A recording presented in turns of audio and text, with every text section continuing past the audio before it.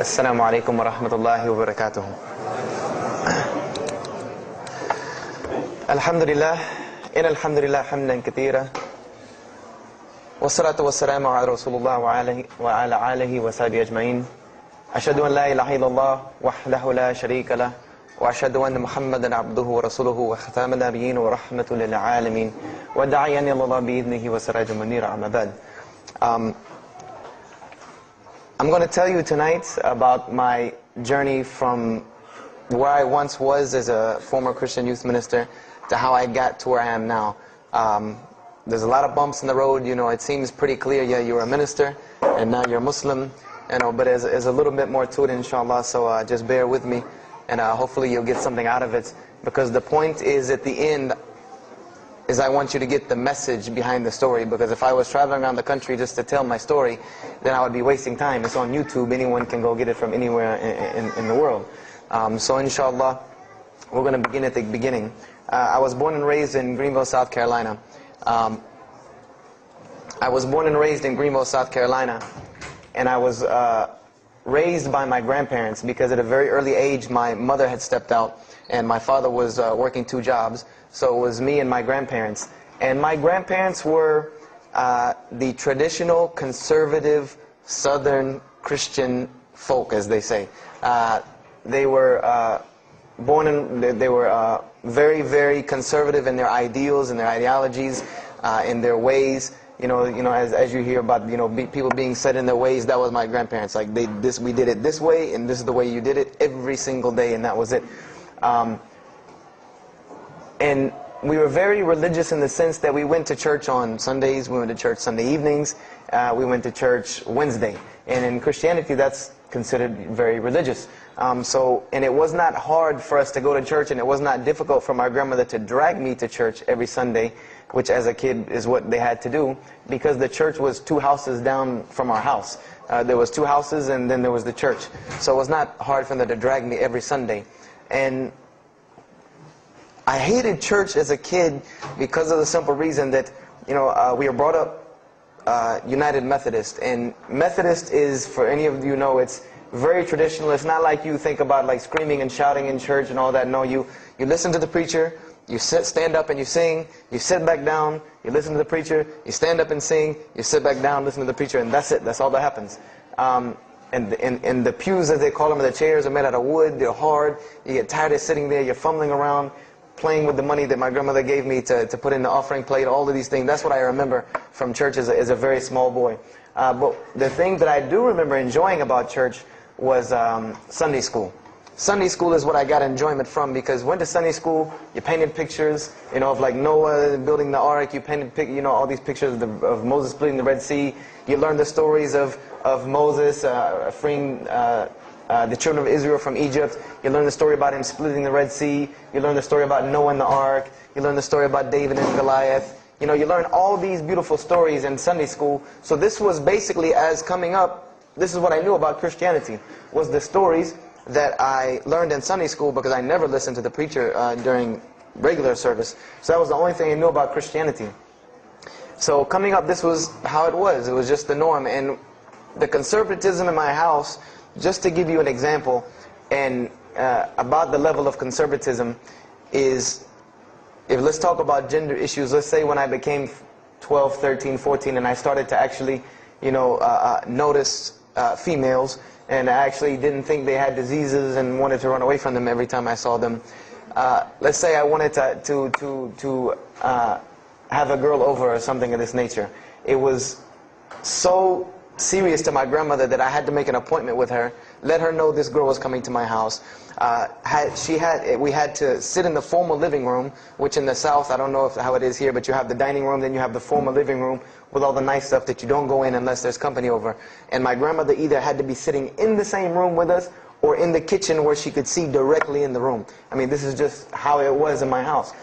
This is how my grandmother and grandfather were. They were very stern. They were very loving, but there were rules, and those rules were the way they were, and they did not change. So this was my upbringing. And I would say at about the age of 12, 13, 14, more along the age 13, 14, I started going to the Saturday evening youth services at my church that were for 12 and up. And the youth services were held in the gym, and they were totally different than church. At the youth services you went, we played basketball, we played volleyball, we played dodgeball, we played every kind of sport, and we ate pizza and cake and candy, all the stuff kids like to do. And at the end, the youth minister, who happened to be my catty corner neighbor across the street. When I was 14, he was 17. He was the youth minister, so he would sit us down and give us a 30-minute lecture about Christianity, about something about God. He would give us a 30-minute sermon, and that's how the youth services were. And going to these youth services, I met some other people who went to other youth services. They invited me to Young Men for Christ and other things that were going on in South Carolina. And so I started to go to these different retreats and camping trips with them.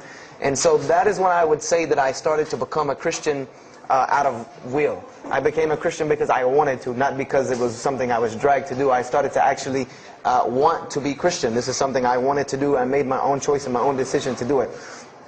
So when I turned 15, I started going to high school. And when I was a freshman in high school, my best friend, who was the youth minister, was a senior in high school. And I remember we had a very close bond because I had not had my license yet, so I used to ride with him to school every day. And it was a big deal for me to be able to ride to school with a senior, especially since he had a brand new, or it was a brand new, but he had a restored '67 Mustang, which I've always been a fan of cars when I was a kid.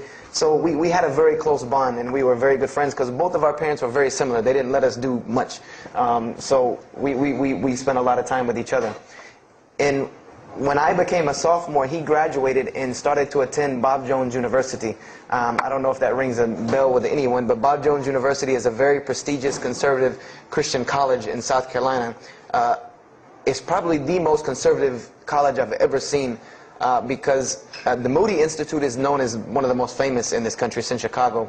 But Bob Jones is conservative to the point to where when it comes to men and women, like men and women are not allowed to get caught talking to each other in a room alone if they're not married, holding hands on campus. The men had to wear button-up shirts or polo shirts tucked in with slacks or jeans. The women had to wear skirts. No jeans, skirts that came down to the ankle, and a shirt that came to the wrist. And this was part of the guidelines for Bob Jones University. You didn't party, you didn't drink, there was none of this that happened at Bob Jones University. And he started going there, and his major was textual criticism. And textual criticism probably doesn't ring a bell with anyone, and to explain it in detail would probably take another entire lecture. But just to give you a brief synopsis of what is textual criticism. A textual critic takes the ancient manuscripts of the Bible, the pieces of parchment that were found all over the world, and he has to learn Hebrew, Greek, Aramaic, Latin, these languages that these parchments have been found in. And he has to take these scriptures and try to find out where they came from, why there are variations in the many different versions of the same parchment. Let's say you have Matthew chapter 1 from the Bible. There might be 5,000 different variant readings of Matthew chapter 1 in 6 languages. And so he has to be able to take all these and sift through them, try to find out why there's so many variations of the readings, and then determine which one is the original. And that's not as easy a task as it seems. You could figure, which whenever the oldest is probably a more original, which is not the case. Since there are no originals, you might have one parchment that is the oldest parchment of the group, but it might be a copy of a copy of a copy of a copy of a copy of a copy laden with mistakes. And then you might have the newest parchment in the series that might be a once over copy from an original, or a twice over second copy from an original. Therefore, it would make the newer parchment more original than the older one. So it's not a very easy field to go into. And he started studying textual criticism, and being that I was his best friend, I started studying textual criticism. Whenever he was, doing his homework or research papers, I was right there with him. Whenever he did a homework, he would always let me read it. Or when he finished his papers, he would give them to me. He would pass down all of his papers to me. Every textbook, when he was done with it, he would give it to me. I started to learn a little bit of Greek, a little bit of Hebrew. So I became, started to become a layman's textual critic, and I applied to Bob Jones University in my sophomore year because it was a 3-year waiting process for Bob Jones. And when I turned 16, almost 17, my friend came to me one day and he asked me a question that I had never really even pondered upon. He asked me, he said, "Have you ever read the Bible?" And I said, no, in church. I mean, yeah, we've all read the Bible in church. You know, your parents make you open it up and look at it. And at the Bible studies I went to, Young Men for Christ, we did have Bible studies, and we'd read a few passages and talk for 2 hours about those few passages. But he's like, no, have you ever read it? You know, like you read a book beginning to end. I said, no, I don't know anybody that's read, nobody that I knew had ever read it, beginning Genesis 1:1 to the end. He said, but this is the inerrant Word of God, as we are taught. This is our instructions on earth. Why haven't we read it? You know, why have we not read this book? And I said, you know, that's a very good question. And he gave me a challenge. Well, it was basically a challenge for us both. He said, let us start with Genesis 1:1, and let's read the Bible, and let's see what God says to us. Because this is the inerrant Word of God, inspired to men, for instructions for us. So let us see what God says to us. If God can talk to the preacher through this book, why can't He talk to me? I said, you're right. I said, that's very good. I had a lot of time on my hands. I wasn't really allowed to do much anyway after school, so I said, why not? Let's read the Bible. I was somewhat nerdy as a 14, 15-year-old, 16-year-old. So we started to read the Bible, and we decided to go from Genesis 1:1. And what we tried to do, this was the attempt that we made, was to not think of anything that we'd ever heard about Christianity, but to open the Bible, and let's say I just found this book in the desert, and read it and see what it says to me. Let it talk to us. So we started Genesis 1:1, and we started reading through the Bible. You know, we did some of it together, and most of it I did by myself, because I'm a very, very quick reader, so I decided to read a lot on my own. And as I was reading through the Bible, I started to notice the stories that I had heard in Sunday school. You know, you start reading Genesis, you read about Adam and Eve, we all know that story. You started reading about Deuteronomy, Exodus, you know, the stories of Moses, the story of Noah, the story of Lot and Abraham, and all these stories that I know. But I was surprisingly and astonishingly shocked by some of the stories that I read about these same people that I learned about in Sunday school. Just for instance, and this is a big testament to why Allah kept sending us prophets and why Islam was sent as a complete and perfected deen with the Quran. If you read about Noah in the Bible, there is the story about Noah saving humanity from the flood with an ark and all of that. There is this in the Bible. There's another aspect to the story of Noah that not many people know about unless they actually take time to open a Bible. This will not be preached from any pulpit anywhere. Is that the Bible says that Noah was an alcoholic. This is the Bible's portrayal of Noah, or Nuh alayhi salam, that he was an alcoholic, he was a drunkard. This is the word used in the Bible, that he was a man given to alcohol. And I'm a psychology major, and my field of specialty is mental illnesses, and alcoholism is one of those, is a mental illness. And I know from seeing alcoholism's effect on one of my close friends' parents, I know that someone who is truly addicted to alcohol, and if Noah lived for so long addicted to alcohol, he was seriously addicted to alcohol. It is hard for someone addicted to alcohol to hold down a 9-to-5 job working at McDonald's flipping hamburgers, much less construct an ark to save humanity from a flood that's never happened. So that stopped me for a moment in my tracks, and I said, Noah was an alcoholic. You know, and it bothered me for a minute, because I said, you know, things started popping in my mind, like, if Noah was a drunkard, how did he know God was talking to him? Because, you know, I've seen some people, the alcoholics, you know, you were just asleep in my dog's food bowl the other night, drooling, and now you're telling me you were talking to God last night. You know, you know, to rationally, that would not make sense to me. That's like, you know, an alcoholic on the street coming to you and tell you God's talking to him. You know, he has no, this would give this man no validity. This man has no validity with anyone. So I didn't pay it too much attention. It caught me, but I said, you know what, I'm going to keep going, because there's one thing that you don't do in Christianity, and I'll tell you what it is in a minute when I started doing it. Then I came across the story of Lot, or Lut alayhi salam. And we all know the story of Sodom and Gomorrah in these stories, but there's another very twisted story in the Bible about Lot and his daughters. There's a story of Lot and his daughters in the Bible that says his daughters got him drunk one night and seduced him and committed incest with him. A'udhu billah. This is the Bible. This is one of the Bible portrayals of the prophets of God. The person who saved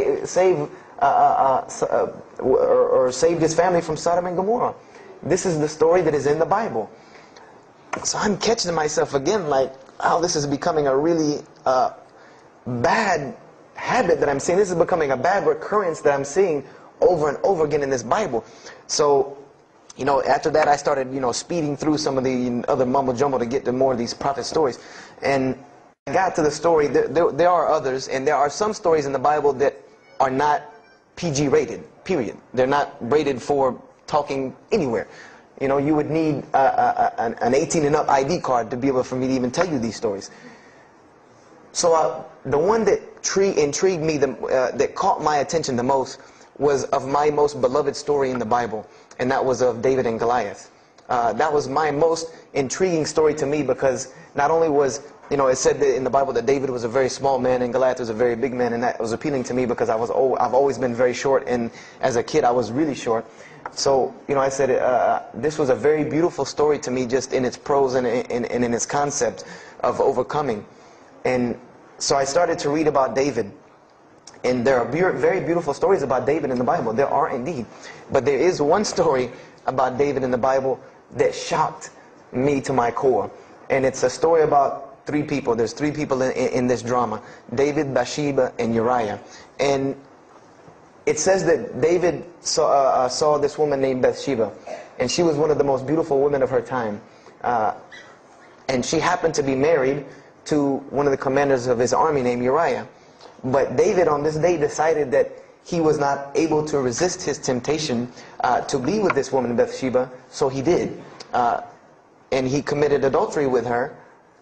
And knowing that he did this, the way that he decided to cover it up was he sent a letter to the generals of his army saying that when the battle was fierce, for everyone to pull back and abandon Uriah so that he would be killed, and when he dies then he could have Bathsheba, no harm, no foul. So David went from being the slayer of Goliath, the hero from man, to an adulterer, a plotter, and a murderer. And so this is when I really caught myself and said, hold on now. Something's wrong here. Something's got to give. I said, because to me, God's prophets in my mind were people of example. People who I could follow as an example, someone who was supposed to be the best of us, so that we could follow them and emulate them. And they're turning out to be worse than some of the people that you see on America's Most Wanted. David is somebody that, if I only knew this about him from the Bible, I see him coming down the street, I'm going the other way and calling 911, because he has to have a warrant out on him for something. This is what I'm thinking in my mind. This man is not an honorable man at all.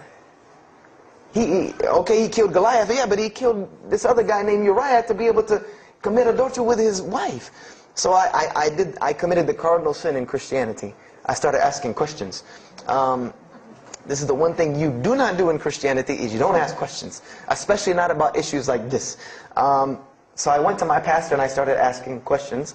You know, what's going on here? You know, pastor, there's a very bad recurring habit about these men in the Bible. What is the deal here? And I remember he told me the same thing that almost every pastor or every evangelist or anyone I talked to about this, same answer, almost like it was programmed. They would put their hand on my shoulder and say, Brother Joshua, don't let a little bit of knowledge wreck your faith, because you're not justified by knowledge, you're justified by faith. And they would quote me verses like, lean not on understanding, you know, Paul's, we're justified by faith in Jesus Christ. You know, they would quote this whole line of thing to me like it was already pre-programmed, that they programmed in pastor school that people are going to ask you questions and here's the answer. So, you know, I said to myself, you know, I don't know, pastor, you know, this just seems kind of odd. He said, let me tell you something. What you're reading is the Old Testament referring to God's covenant with the children of Israel. And they were a different people, a very stubborn, crazy people. So why don't you move on to the New Testament? In the New Testament, you'll find the new covenant that we're under with Jesus Christ, and I promise you things will change and be better. I said, okay, perfect. So I went ahead and finished and got to Malachi and then started with the New Testament. So I opened the New Testament. I said, things will change and be better. I said, okay, perfect. So I went ahead and finished and got to Malachi and then started with the New Testament. So I opened the New Testament. I said, here we go. Let's start all over again. But there were a few things that I had learned from the Old Testament that I wanted to keep in mind when I started to read the New Testament. I learned, number one, that God was one in a unique sense. This is what I learned from the Old Testament, that God was one in a singular, unique sense. This is over and over and over and over very clearly in the Bible. God's nature is one. This is so clear through the Old Testament. And that He was very jealous about His worship. And every single time the children of Israel would turn to something else other than Him, He would punish them and restrict their lifestyle. This is something that I learned. And it kind of, the similitude to me with how God dealt with the children of Israel was, and I hate to use this stark contrast, but it's almost as if one of us went out, God forbid, I hope not, and let's say we went out here and robbed a bank. You rob a bank, you're going to jail for a long time. And every day when you wake up, do you think that jail is going to look like the Hilton at LAX? No, I doubt it. It's probably dark, cold, bad food, orange jumpsuits, not nice people, the whole 9 yards. And the reason why this is, and I know this now from studying psychology, is that this is supposed to be a stark reminder every single day when this person wakes up that you are in jail. This is supposed to remind them every single day you're in jail because you committed a crime. And we run this, not you. This is the message that is being portrayed to this person in jail. So when the children of Israel kept rebelling against God, He restricted their lifestyle. If you study Judaic law now, it is some of the most strict religious law you can find. All of the good things that we enjoy as Muslims, even when it comes to dietary laws, like the good parts of the meat that we are allowed to eat, they can't have these things. These are things that are restricted from them. Why? Because God, Allah, wanted to remind them every day that I am Allah. I am your God. You will worship me. I run this, not you. And I understood this from reading the Old Testament. This is a concept I had come across. So I started with the New Testament, Matthew, Mark, Luke, and John. And one other thing that I did when I started to read the Bible was, if you go to Barnes & Noble, let's say you go to Barnes & Noble and you take a book off the shelf, what is usually the first thing you look at? The title. Then the next thing, the author. You want to know the title and the author. What is the name of the book? Who wrote it? And if you do this test with every single book of the Bible, you get a title and no author. Author unknown. Or author is appears to be so-and-so. Or we derive that so-and-so possibly written this. Like let's just say for Exodus, they say Moses wrote Exodus. Which if you read some of Exodus, he couldn't have written all of Exodus because the last part of Exodus is Moses' death, burial, and Joshua taking over the children of Israel. And now, unless Moses was a sure indeed prophet that was able to write things after he died, then he did not write these things. And so when you go to Matthew, Mark, Luke, and John, I wanted to know Matthew who, Mark who, Luke who, John who, because it's called the Gospel according to Matthew. The bad thing is that no one knows. No one knows because no one pinned their name down to these things. No Bible scholar in his right mind will tell you that we know for sure Matthew so-and-so wrote this, Mark so-and-so wrote this, Luke so-and-so wrote this, John so-and-so wrote this. It's factual information that we do not know who wrote these. So I was intrigued. I'm like, that doesn't, why would somebody write this book that's supposed to be passed down over generations and people are supposed to, this is the inspired word of God to guide mankind, and nobody decided to pin down who wrote it. But anyway, I started to read it, and I started to notice things about the teachings of Jesus Christ. And they were not what I had learned in church. When Jesus spoke, He spoke of the nature of God. And when He spoke of the nature of God, it was the same nature of God that I found in the Old Testament.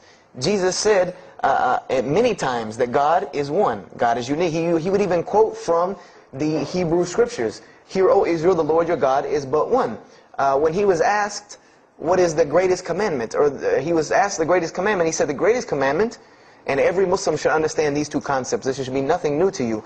The greatest commandment is to love the Lord your God with all your heart, with all your might, with all your strength, and then to love your neighbor as you love yourself. He said the rest hang on these two. which we know in Islam we have rights of the Creator and rights of the creation. So this was the concept that he was teaching. And he even said in 1 John 5:17, and this was more clear to me than anything else can be, this is life eternal, that they may know you, the only true God, and Jesus Christ, whom you have sent. And when you look at that in the Greek and the Aramaic, it is almost exactly to a T of La ilaha illallah Muhammadur Rasulullah. Now that I know Arabic and have understood that, very same similar statements. Yes, indeed, there were some implicit statements about that you could implicitly, if you took them and separated them from everything else, you could maybe derive that Jesus was trying to claim some divinity or something for himself. But I also know from doing psychology, and I did a little bit of law too, that an implicit statement cannot override an explicit statement. An explicit statement always takes precedence. So if Jesus said God is one, and he anagorically may have alluded to God being more than one, then the clear statement overrides that each and every single time. So this is what I found through the New Testament. And I also found that Jesus taught salvation. But his salvation that he taught was obeying God and following the commandments. This was his mode of salvation. One man asked him, "Good master, tell me how I can inherit the eternal life." He said, "Follow the commandments." Follow the commandments. He even, in Matthew, was so sincere about it. He said, "Whosoever shall follow the least of these commandments and teach men to do so shall be called the greatest in the kingdom of heaven. But whosoever shall break the least of these commandments and teach men to do so shall be called the least in the kingdom of heaven." So this I understood very clearly, that Jesus taught the same nature of God that was in the Old Testament. He taught that the salvation lied in worshiping God and following the commandments. This I understood. Matthew, Mark, Luke, and John were very clear about this. There were other things, the only begotten Son, but these things were not in red letter, so I did not give them as much weight as what I did to the actual words that Jesus Christ was saying out of his own mouth. So I read Matthew, Mark, Luke, and John. All of it was saying the same to me. I said, I was thinking to myself, this is not what I was taught about Christianity. You're taught that God is 1 in 3, 3 in 1. 1 equals 3. Father, Son, Holy Spirit. Jesus died on your cross to forgive your sin. And there was another thing that I noticed from the Old Testament, and this is a beautiful lesson to Muslims, because you're asked this all the time, especially when it comes to dawah. And I never put 2 and 2 together until I learned Islam and then read the Bible one more time. Is I wanted to know why the Jews wanted to crucify Jesus so bad. Why so bad? They could have just mobbed him anywhere and killed him on the street. It's not like he had clans like the Arabs that would have come and backed him up. I said, why didn't they just kill him? Why were they so strict and sincere to tell Pontius Pilate, you got to kill him and you need to sanction it. We can't do it, but you need to sanction it to kill him. And now I understand it, was that Jesus had a mission, and that mission was to share God with the world. And Paul even kind of tells on himself in his book of Galatians as to why Jesus was meant to be crucified, or the Jews wanted to crucify him. Paul said that the crucifixion is the stumbling block for the Jews. And he explained in Galatians that Jesus Christ, and this is how he tried to roundabout explain it, was cursed for us, to remove us from the curse of Allah by taking this curse upon us, for it is written, and he quoted the Old Testament, everything that hangeth on a tree is cursed. So I went back and studied the Old Testament and Judaic law, and I realized that people who were crucified, that was considered a curse upon them. You had to do something pretty serious to get crucifixion, because it was considered a curse from God. It was part of their law that when someone is crucified, that person is cursed. So wherever they buried these criminals, like in the graveyards in Israel, in Jerusalem, in Palestine, where they buried these criminals that were crucified, this was considered cursed ground. This was considered ground that you didn't go on, and you did nothing here, because these people are cursed by God. So I started to put 2 and 2 together. It's not that they wanted to kill Jesus, because they could have just killed him. They wanted to disprove who he was. This was their point, was to disprove who this man was. He said he's the Messiah. They wanted to disprove it, and they knew if you can crucify Jesus, he can't be the Messiah. He cannot be our Messiah if you can crucify him. And even if he is, if we can still force our crucifixion on him, then that'll detriment his message. So they understood this and knew this, and this is why they wanted to crucify him. And this is exactly why Allah saved him from it. Because everyone asks you, why did Allah save him from the crucifixion? Because you cannot crucify. That was part of his law that he came to fulfill, that he could not be cursed according to this law. He said, I have come to fulfill the law. That was part of his law that he came to fulfill, that he could not be cursed according to this law. He said, I have come to fulfill the law. To fulfill it, therefore he couldn't be cursed according to it. And this is why he went to the Garden of Gethsemane and asked God to remove this from him, because he knew how detrimental this was to his message of crucifixion. So I began to see all of these things. So I started to read, I got to the book of Acts and started to read the writings of Paul the Apostle. And things went from this to this. It went from one way to another way. It went completely flipped, turned around. The entire teachings went from obeying God, worshiping God, following the law, to worshiping Jesus Christ and abolishing the law completely. Paul even wrote to the Galatians, "Oh, you foolish Galatians, why are you still following this cursed law? Jesus Christ came as a curse to remove us from the affliction of this curse." So I said to myself, but Jesus just said a few books before this that whosoever shall break the least of these commandments and teach men to do so shall be the least in the kingdom of heaven. And here you go, Paul preaching this gospel to abolish the law. So I even asked, what is going on here? So I started asking my pastor, and my pastor said, now you're getting into deep water. You know, now you're starting to question the New Testament. You really have some issues. You know, they even thought that I might be, possessed and all kinds of things. So I had a very big conflict going on inside of me, and my friend took me to his textual critic teacher, his professor. And what this man told me probably wrecked my faith in Christianity. And I always say, I doubt he would be very happy me traveling around the world telling people that a Christian professor from Bob Jones University wrecked my faith in Christianity. But he did. Because what I asked him was, what happened to all these contradictions? You know, in the Old Testament there are many contradictions. If you study Hebrew language, you'll understand that when you read some of the Old Testament or the Torah, that there are some parts of the Torah that you can see is the most beautiful Arabic that you can see, the most beautiful Hebrew that you can see, just like when you read the Quran. It's very beautiful Hebrew. And then 2 chapters later, you'll see Hebrew that looks like a broken 3-year-old who is trying to scribble some Hebrew down. It looks very colloquial, very dialectic. You can tell it's not the same person speaking. So I went and asked him about all this stuff I saw. And he told me, he said, what you have is a book written by men over centuries and centuries and eons and eons. And he says, and this book started as an original that was copied and copied and copied, and somebody added a mistake, and somebody came behind him and corrected that mistake and added 2 of his own. Someone came and copied it and skipped a line and added a line where it wasn't supposed to be. And then someone else came and copied it and took it to his country, and in order for it to fit well with the doctrine they were teaching, he would cross out a dot here or cross out a word here or change a word here so that it would fit with the theological ideas of this part of the world. And he said, and after all these years, you have a book now that is compiled from all of this, written by the hands of men that still have men's fingerprints left on it. And that's what you have. You have an imperfect book that is only perfected through faith. This is exactly what he told me, that this book is perfected through faith. You cannot perfect it textually. It's not a textually perfect book. Those who believe in it by faith. And so I said, here we go again with this faith thing. You know, I said, God gave me a brain for a reason. If he did not want me to use it, he would remove this reason and logic part of my brain out and replace it with more faith. So, and I was of the opinion, as the saying goes, my grandmother didn't raise a fool. I'm no fool. I said, I can't believe in this. This book I've been taught is the inerrant word of God, and you're just telling me that it's a book of errors that's only perfect through faith. That's like me taking a 1982 Datsun all beat up and saying, if you believe it can be a Mercedes. If you believe. That would make no sense.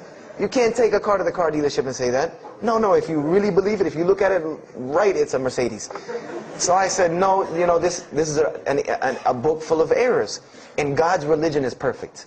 If God has a religion, it's perfect. If he has a book, it has to be perfect because he is perfect.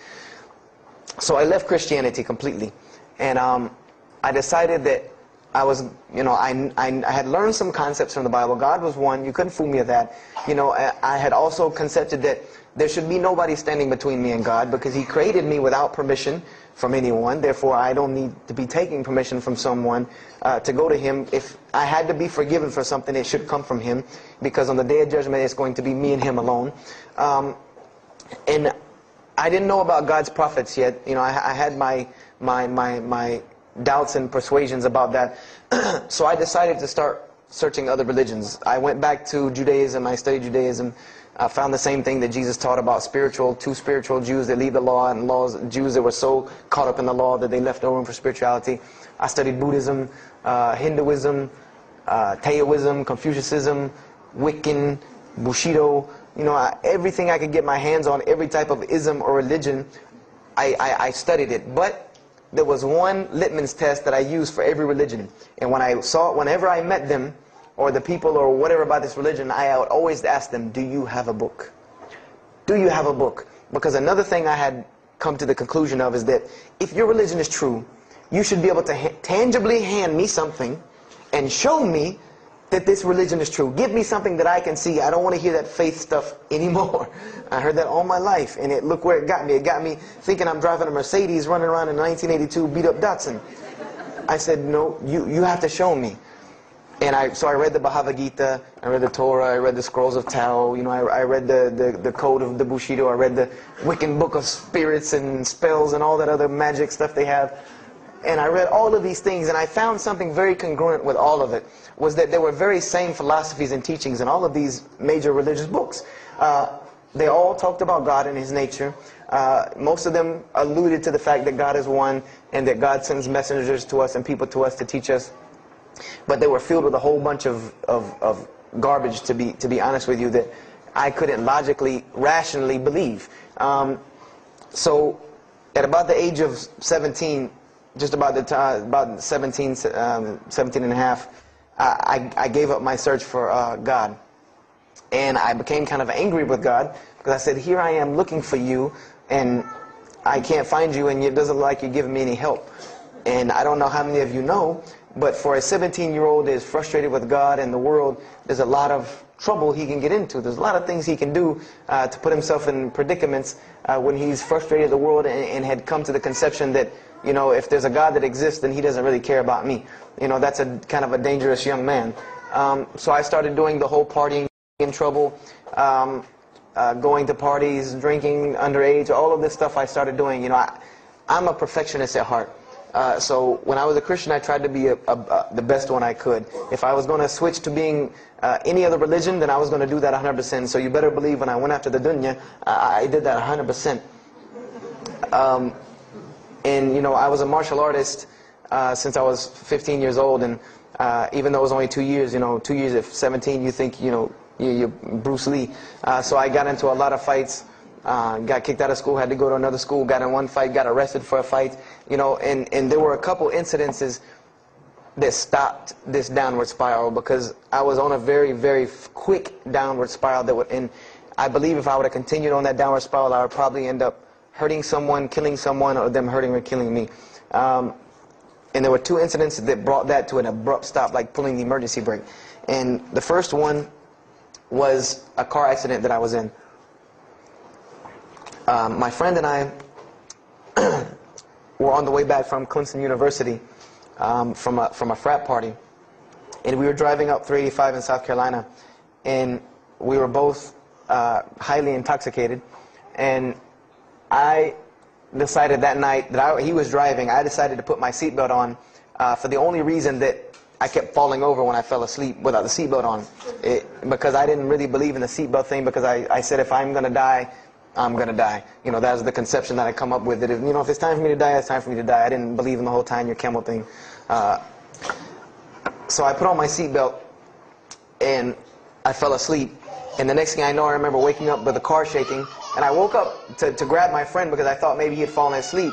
But when I woke up, the only thing I saw was the tree line and then the pavement coming right at my face, and the window smashing and the car flipping, the whole 9 yards, and us landing in a ditch. And I remember getting out of the car. That was the first thing I thought. you know, number one, I couldn't believe that, you know, you don't really think about, oh, you're like, no, you just move. I jumped out of the car and realized that I had jumped out of the back of the car that wasn't there anymore. It was still in the median on the other side of the highway, and the front part of the car was over in the ditch. And I drove my friend out, who was not unconscious, and pulled him over to the side of the road. I had no injuries. I looked at myself trying to find what's missing, and there was nothing but a piece of glass stuck in my arm that I pulled out, and it missing. And there was nothing but a piece of glass stuck in my arm that I pulled out, and it just so happened that a state trooper was passing the other way, because he turned around and came back. And when he came back, he asked what had happened.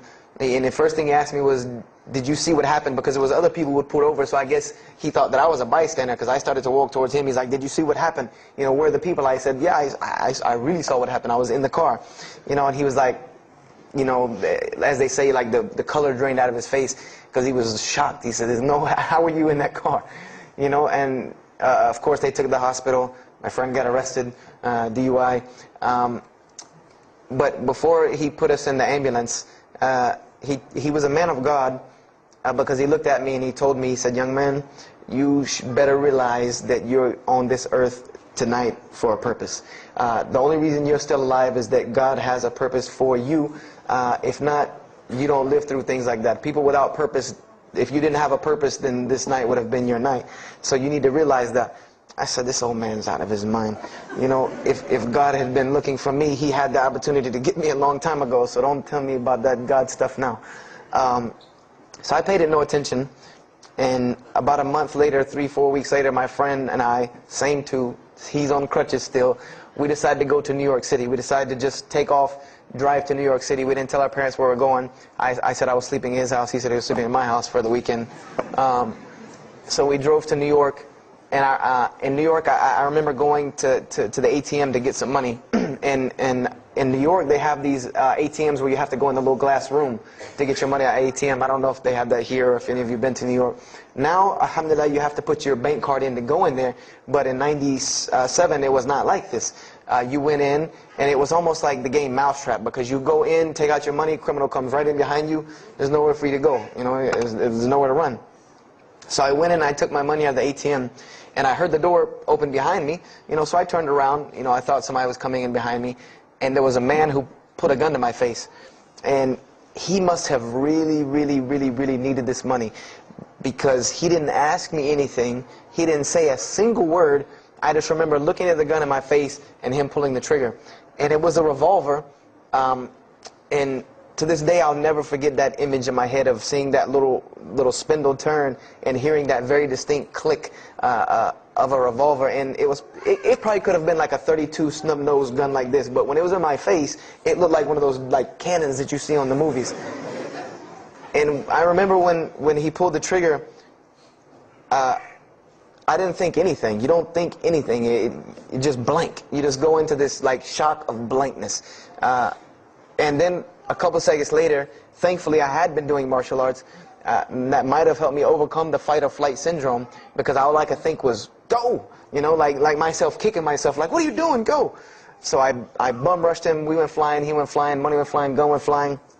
And I took off and went to the hotel and didn't say anything to anybody. We went back to South Carolina the next day. And I didn't say anything because we weren't supposed to be in New York. My grandfather would have killed me. If that guy didn't kill me, my grandfather would have took care of it. So I didn't say anything until about a month or two later. You know, I kept having nightmares about this same incident. I kept having night terrors from this incident. And so I told my grandmother about it. And she told me the same thing that the officer had told me. She said, you know, you have to realize that God has a purpose for your life. You're here for a reason. People don't go through the things that you've been through and still walking on this earth without a reason, and you're pushing the limit. This is what she told me. You're pushing the limit, really. God has something for you, and He wants you to get it, but you're pushing it. And she didn't tell me to go back to Christianity and study my Bible. The only thing she told me was that God hasn't gone anywhere. You just have not looked in the right place yet. And so I decided to put myself back together. You know, the car wreck, the gun thing, the getting arrested for fighting, like all of that, like really made me stop really quick and think, you know, that I need to get my stuff together. So I became somewhat, I became an agnostic, someone who believes, I believed in God with no form of religion. I prayed to God on the floor on my hands and knees, because this is how all the books of God, this is how the Bible, the Torah, the New Testament, the Bhagavad Gita, all of these scriptures that I ever read, they said that this is how the men of God prayed. And it was during this time that I did read one book about Islam in the public library, because I had never heard of Islam ever.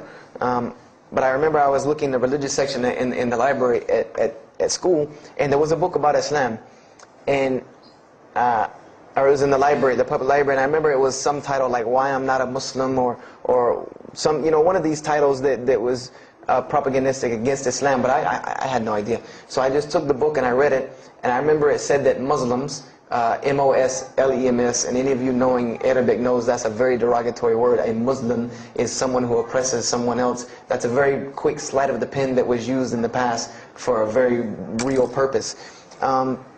It said that Muslims were people who worshipped a moon god named Allah, who lived in a box in the desert in Saudi Arabia, and they were oppressive to women. I remember there was a whole chapter about how they could have 4 wives and as many as they want, actually, because they could marry 2, divorce 1, get 3 more, you know, this whole, you know, and it said that, you know, I remember the one thing that really caught my attention was the whole chapter on jihad, where it said that Muslims were allowed to kill non-Muslims at any time, at any place, without discretion, and it was an honorable act, and not only would they go to heaven before it, but they would get 70 virgins on the way.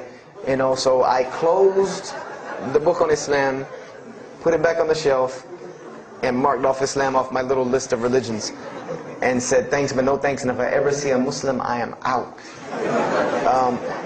And I said I'm pretty safe in Greenville, South Carolina. I had never seen a Muslim ever. So I said, you know, I don't have to worry about running into no Muslims, thank God. So, you know, I started, you know, just worshiping. You know, I tried to just be a good person, you know, pray to God, ask Him for guidance, try to be a genuinely good person. And I remember what changed is when I met a Muslim. I met a Muslim who I had met a couple of times at school. We had went to school together, and I knew him, but I never knew that he was Muslim. And there's a couple of reasons why I never knew he was Muslim. Because he was African American, number one, and the book said that Muslims were Arabs. And number two, I didn't know, you know, I thought Muslims ran around, you know, marrying as many women as they want and killing non-Muslims. I didn't know that they could also be part-time drug dealers. So I didn't know, I never knew that this guy was Muslim. I didn't put 2 and 2 together. So we were at his house one day, and me and my other friend, the one that, you know, I got into a lot of trouble with, I'm trying to keep him out of trouble now. We were at his house, and we were debating something about religion. I forget what even the topic was, but you know, you had 2 teenagers thinking they know everything. And I was trying to explain something to him about the Bible. And that guy came in and was listening. He said, "Have you ever heard of Islam?" I said, "Yes, I've heard all about Islam." He was like, "Okay, so what do you think of it?" I said, "What do you mean what I think of it? That's probably the worst religion I've ever seen on the face of the planet." He's like, "Why?" And he's like, "But I'm a Muslim." I was like, "Man, stop playing." You know, like, you're an African American. You know, he's like, "So?" I'm like, "The book said you guys were Arab. All the Muslims were Arabs." He was like, "What else did you read in the book?" And I told him. He was like, "Man, what in the, you know, what have you been reading?" He's like, "You need to go to the mosque for Jummah." He's like, he told me, he said, "I'm not a good Muslim." This is what he said to me. He said, "I'm not a good Muslim. I'm not even going to try to front and say I'm a good Muslim." He said, "But I can guide you to some people that can tell you the real truth about Islam," because he knew about my story about wanting to find religion. And he said, "You need to go to the mosque for Jummah." And I said, What's Jummah?" He said, "It's just like church with no chairs." And I said, "I can do church with no chairs because in church the chairs were the worst part anyway." Because they had these hard benches that you sit on that are like this, and they're so hard. I said, that's good. You sit on carpet? Wow, man, every church should be like that. And I said, where's the mosque? He said, it's on Wade-Hampton Boulevard. I said, where on Wade-Hampton Boulevard? I lived on Wade-Hampton Boulevard. I lived right off of Wade-Hampton Boulevard. He said, you know where Lee Road intersects with Wade-Hampton? I said, yeah, I live on the other side of the intersection. He said, it's right there. I said, no, it's not. There's nothing. There's a gas station or a church. He said, yeah, you know that church, the Evangelical Missionary Training Facility? I said, yeah, I used to take missionary classes there. He said, you know that building in the parking lot with the gold thing on top? I said, yeah, the gym? And he was like, no, that's the mosque. Because I had always thought it was the gym because it was in the same parking lot and it was just rectangular with 2 glass doors in the front. And you could literally walk in between with 2 glass doors in the front. And you could literally walk in between the church and the masjid and touch them like this. Anyone doesn't believe me, go to Greenville, South Carolina, look at the masjid. You can almost touch both of them just like this. He said, yeah, it's right there. I said, I've never, at first I was shocked. Like, I've been living across the street from all these crazy Muslims all my life. I said, I never knew. And he told me to go to Jummah, and I asked him what time. He said he would meet me there at 1 o'clock in the afternoon on Friday. So I said, okay. I went on Friday. And I'm waiting outside for him. I'm not going inside. That's not happening. And I'm seeing all these people going in. And at this time, it was a predominantly Indo-Paki Arab masjid. Anyone who went in was not American, period. And I did not see even one African-American going there. And I did see one. And then when he went in, I heard him talking in a dialect that I realized he was probably from Africa. So I said, he's not American. So I'm not going, I'm waiting, and I'm standing outside sitting on the church steps, and the imam pulls up and parks right in front of me, who I had no idea he was the imam. But he got out and he asked me, am I waiting for someone, this, that, and the other?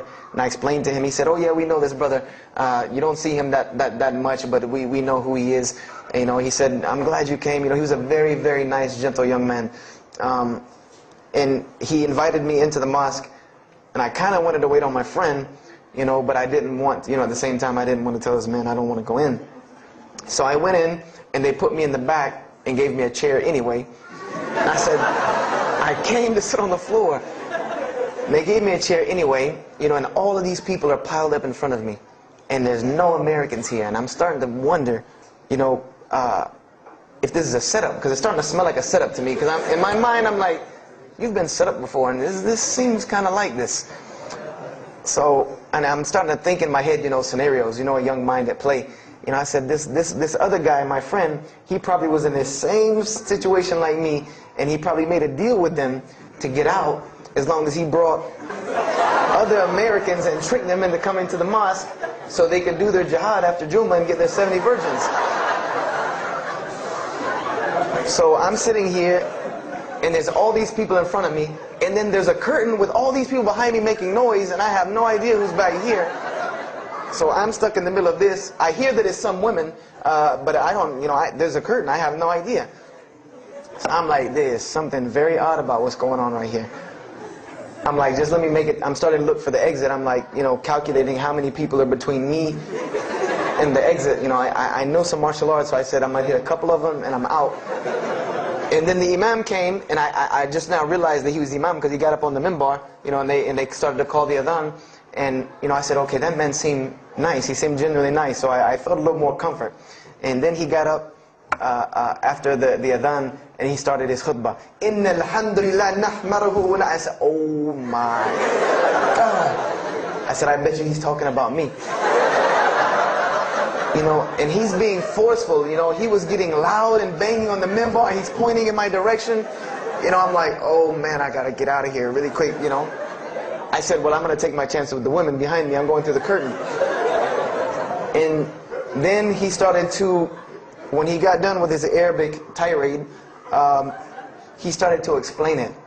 That verily all praise belongs to Allah alone, or God alone. And Him do we worship, and Him do we seek help and assistance. We seek refuge with Him from the evil that lies. He explained what he said in Arabic, and it sounded to me so beautiful. It was very, very beautifully prosed, what he said, and I wanted to know where he got that. I said, where did he get that? Because it was only about God and about the nature of ourselves. All of us should know that beginning of the khutbah, and he quoted the 3 verses from the Quran. O you who believe, fear God as ye should be feared, and do not die in a state of submission to Islam. He was a very wise man, because he translated everything. It was almost as if he knew I was there and translated everything for me, you know.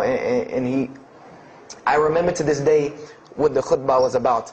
And I don't know if he did it because I was there, or if that was his already planned khutbah, but it's almost as if it was meant for me. The khutbah was that, the title of it was that the forgiveness of Allah is open to anyone at any time, at any place, no matter what, unless they have committed shirk. And the prose of the khutbah was a very long hadith, that some of you will know.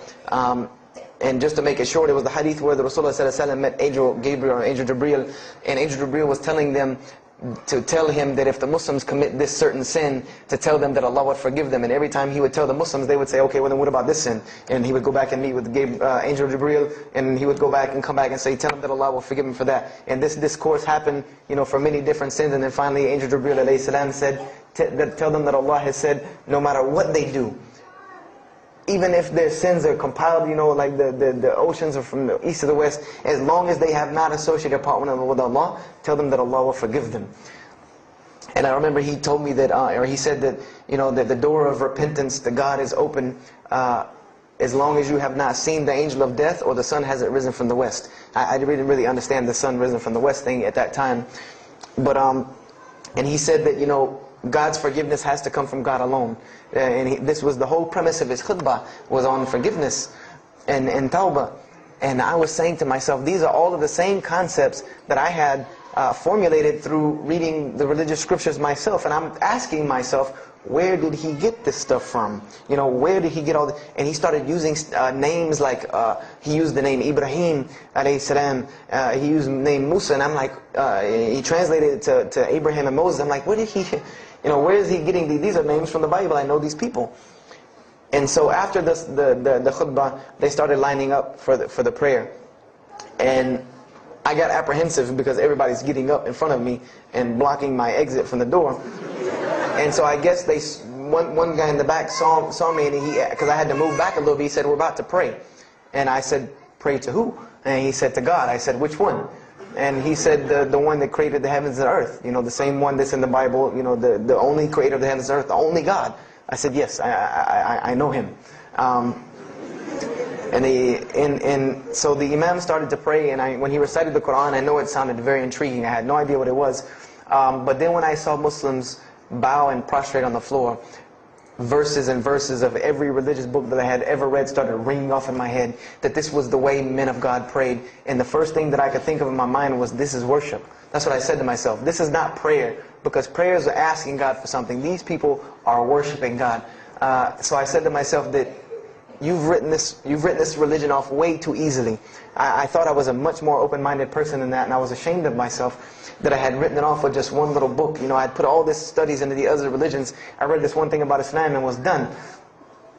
So I went to the Imam after Jummah. You know, he talked to me, and I would have to say that I was probably a little bit rude with him. And I've asked him to forgive me. You know, I saw him a few years later. I said, you got to forgive me for the first time you saw me, because he started telling me, you know, would you like to know a little bit more about, he had a very heavy accent, he was an Egyptian brother. Would you like to know a little bit more about Islam? He tried to give me some pamphlets. I said, no. I don't want any of this right here. I said, do you have a book? This is what I wanted to know. Do you have a book? Can you give me? He said, yes, we have a book. I said, it's called the Quran. I said, can I read it? Is it in English? Can I read it? He said, sure, you can read it. And then he tried to explain it to me a little bit, how it came by. I said, nah, just give me the book, because the book should speak for itself. So I took the Quran home, and on Friday night I started to read it, because this is a book I had never seen before. And I was very interested. So I went home and I opened the Quran, and I read the Fatiha. It seemed to me kind of like the Lord's Prayer. You know, it was a little similar to what I found in the Bible. But then I started to read Surah Al-Baqarah. I started to read Surah Al-Imran. And I started to see names that I had seen before. I started to see names like Abraham, Moses, David, Jesus, Yahya, John the Baptist, Zechariah, Mary. And I said, I know all of these names, but there was something different about these people in this book. The prophets that I found in the Bible were people that were deplorable, of not very character. These same men in the Quran were someone who were at the highest echelon of moral character and moral fiber. They were someone that was an example to be followed because they lived the message that they preached. Therefore, they were able to be followed and emulated. So, I read all of these chapters and I read the story of Jesus, peace be upon him. Because when I saw the name Jesus first, that really intrigued me. I wanted to see, what does this book have to say about Jesus? And I read the story in Ali Imran, and I read the story in Surah Al-Maryam. And it was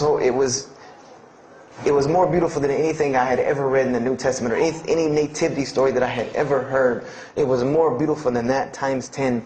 I remember the only thing that I could capture anything I had ever read in the New Testament, or any nativity story that I had ever heard. It was more beautiful than that, times 10. I remember the only thing that I could capture in my mind was the miracle of how, because in the Bible you never really figure out the conflict of how Mary gets over this finger pointing at her about her coming with a baby and she's not married. There's no real end to that. There's no real defense for her from this in the New Testament. But the Quran is so explicit and so clear that Jesus' first miracle was to speak from the womb, to speak as a baby and defend the honor of his mother. Something that you cannot deny, something that you cannot deny about her, who Mary was, when you have this baby speaking on her behalf. So I would say I read the Quran entirely in 3 days. But that first night, after I had made it through Surah Al-Imran, my heart was already given to this book. I didn't know what it meant to be a Muslim. I didn't know how to be a Muslim. I didn't even know what that meant. But I knew that whoever it was that followed this book, I wanted to be like these people. I wanted to be like the people that I read about in this book.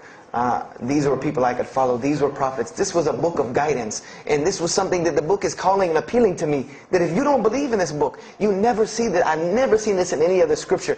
The direct challenges that are in the Quran, that if you don't believe this book is true, put it to the test. Put it to the test.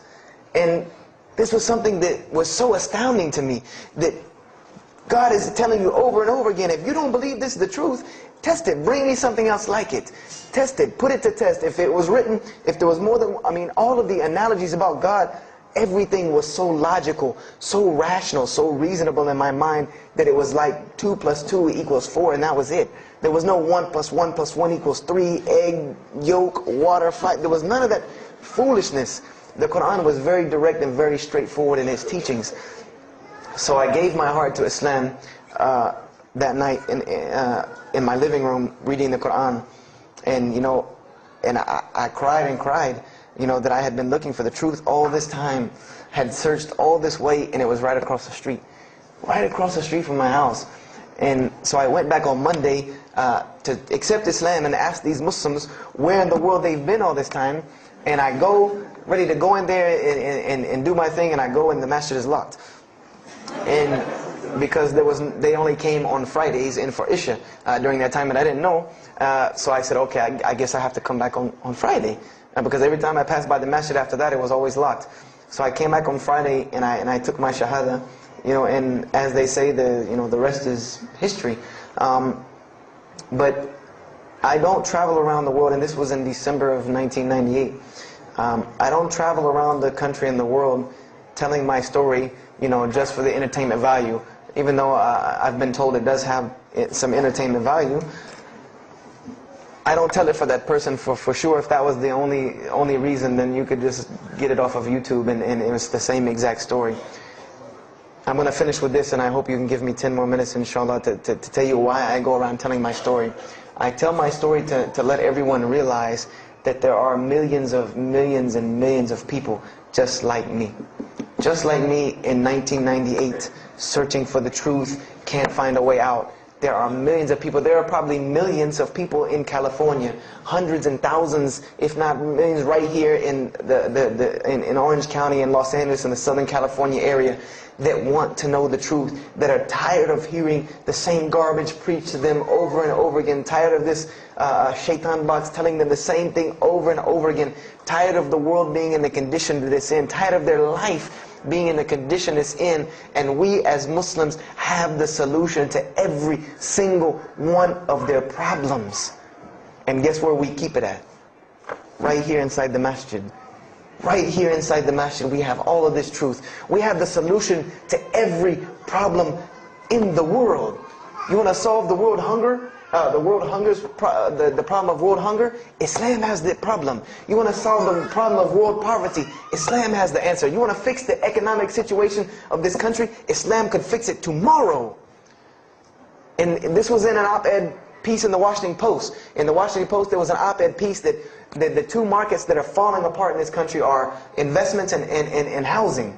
And there are two people in this market that while the rest are bottoming it out, this market is steadily climbing. It's not getting rich overnight like people want to, but it is continually going up, and that is Islamic financing and Islamic housing markets. These two things are so steady and so strong that economists in DC are trying to figure out how they can take some of these Islamic principles, from these investing and housing firms, and plug them into this system to give it some stability, because they realize that you won't get rich overnight in the Islamic system, but it will be stable. It will be something that will give stability. So they are starting to find out that Islam has the answer and the solution to their problems. But we already know this. We already know this, that we can solve every world problem with Islam. We'll put it into it. But the problem is, we're hiding it from the people. Unfortunately, willingly or unwillingly, knowingly, unknowingly, we are hiding this from the people.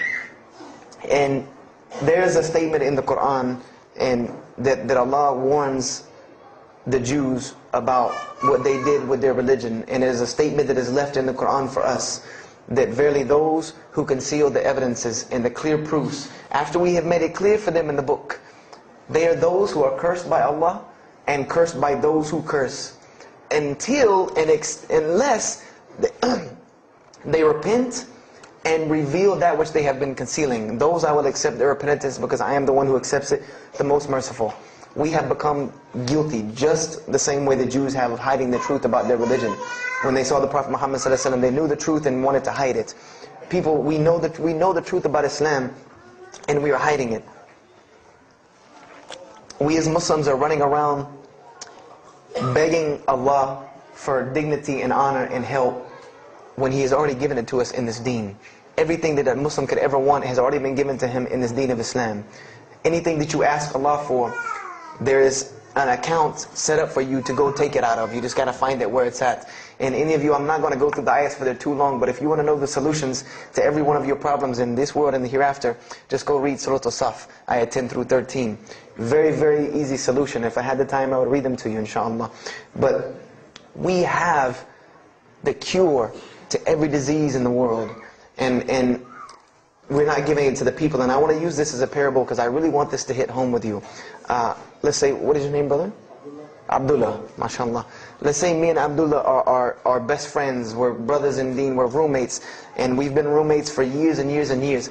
And let's say brother Abdullah has contracts an illness, a disease that is one of the most painful diseases that any human being can ever go through in his life, and it's not something that is going to kill him quick.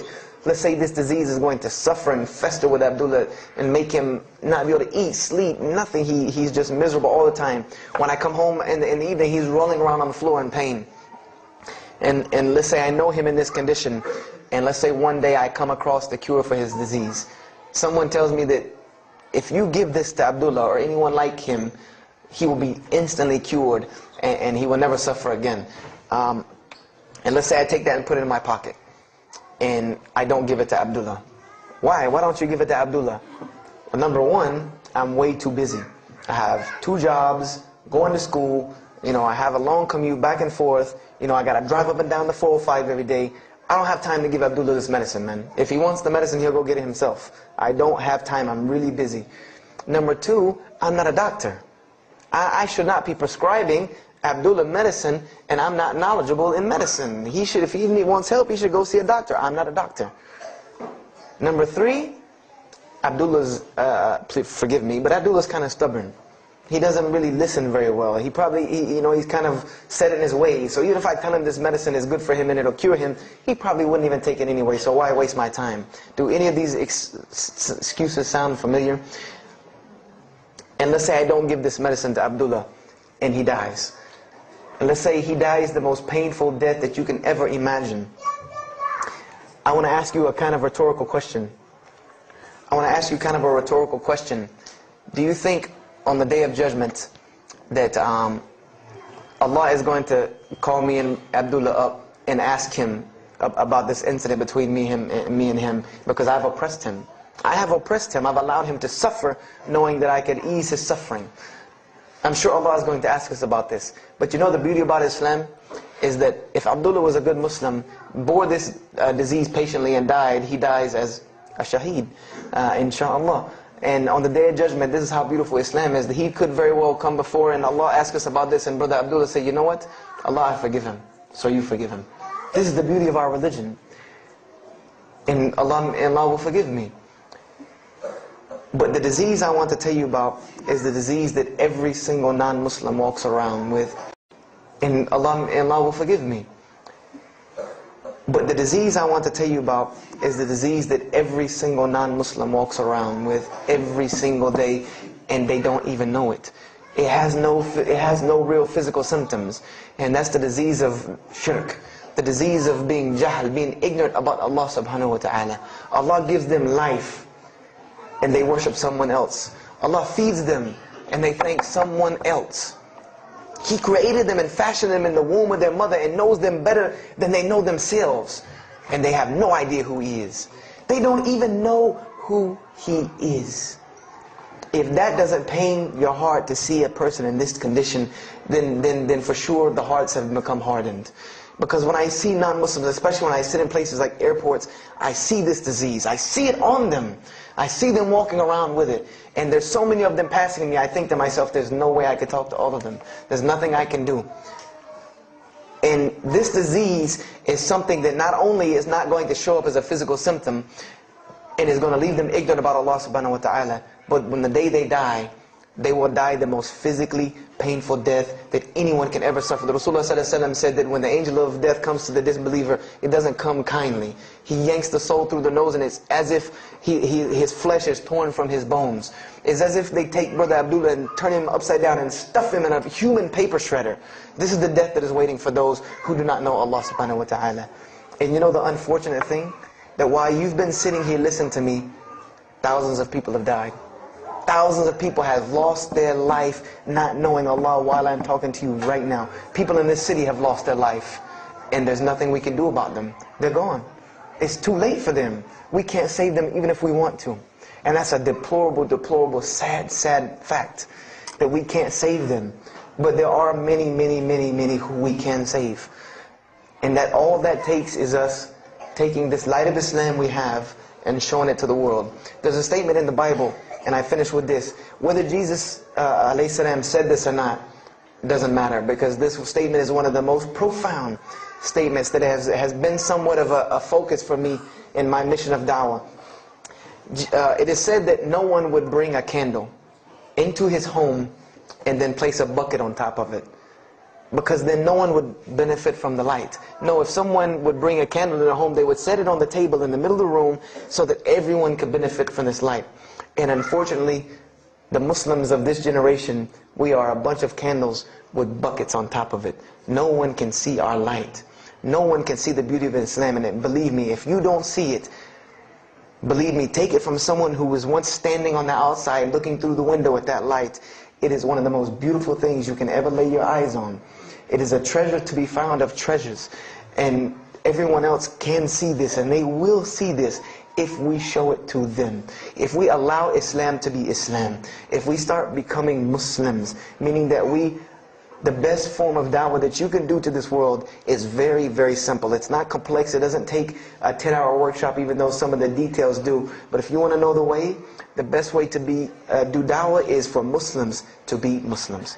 That's it. Study our history. Study the history of Islam. Why was the world conquered by Islam? Not through military campaigns and wars, but through Muslims being Muslims. The most populated Muslim country, Indonesia, was because of Muslims being Muslims. A few Muslims deciding to get up off their behinds and go to another country and live their life as Muslims, not shaving off their deen to be pleasing to those people, but being Muslims. And when the people asked them and inquired, what is it about you backwards Arabs that we've heard all these crazy things about? Now you come out of the desert with pristine moral and character, and you have better ethics and morals than we do. What is it that's happened to you people? And their answer was, La ilaha illallah, Muhammad Rasulullah. That we believe in Allah and He has sent us a man named Muhammad, and we emulate his lifestyle.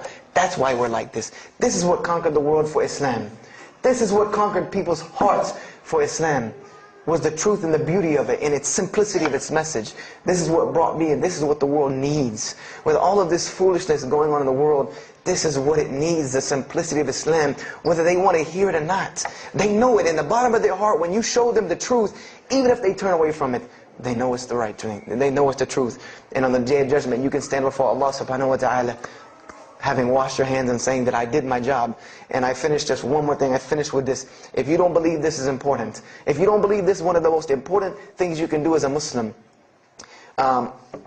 then the last statement of Prophet Muhammad ﷺ to the Muslims as a whole, he gave his farewell sermon.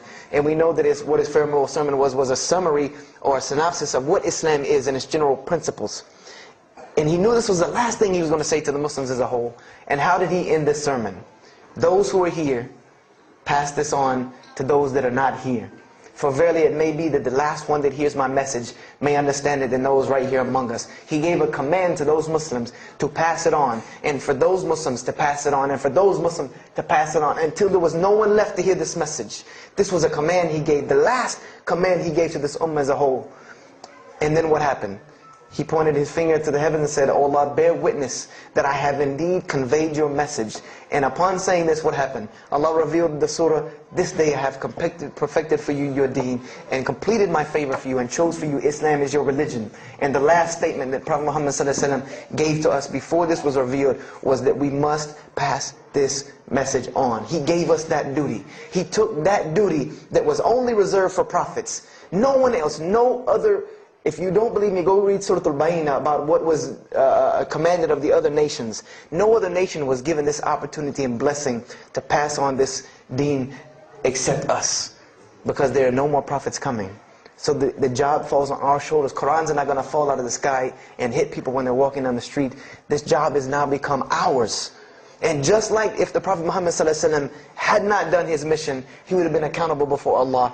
If we do not do our job of spreading this message of Islam, we will stand before Allah on the Day of Judgment. Don't be the person standing before Allah on the Day of Judgment and your neighbor that you've known, your co-worker that you've known 10, 15, 20 years come and find you and tell you, you knew this day was coming. You knew this day was coming and what was going to happen to me, and you did not say anything to me. And those people will complain to Allah about us. They will complain to Allah about us. Because we have the truth right amongst them, and we're not giving it to them. We need to stop hiding it in our masjids, in our homes, in our hearts, and we need to give it to the people. It's beautiful, trust me. Just hand it to them. Just hand it to them. I promise you they'll take it, because it's something that is so pure and pristine. And now forgive me for probably going over my time, and if we have time, I want to leave some time for questions and answers. I will be outside to take any questions and answers. The only last thing I want to announce and let you brothers and sisters know is one of my biggest dawah projects is a DVD project that I do. And my goal is to put a DVD about Islam in the hands of every single person in the United States of America. Right now I'm working on Florida, and I have other brothers working in other places because people will watch a DVD. We did studies on this, and people will watch media before they'll read a book or before they'll listen to an audio CD. And alhamdulillah, through these DVDs we've gotten, I would say an average about 2 shahadas a month.